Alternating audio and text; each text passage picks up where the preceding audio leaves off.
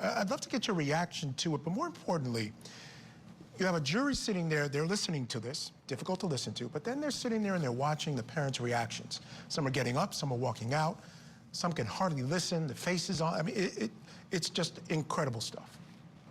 No, I'm so glad you pointed that out. The jurors are watching everything that we were just watching. All of that, when you had the cameras panning over the audience, they're seeing that and they're taking note of it too. And we've talked about this before, but because this is the penalty phase, they're really being asked a very different question than they would have been during the guilt phase. They're being asked essentially to be subjective. Is this crime so horrible, so heinous that it can have the penalty that we reserve for the worst of the worst in society, actually putting someone to death?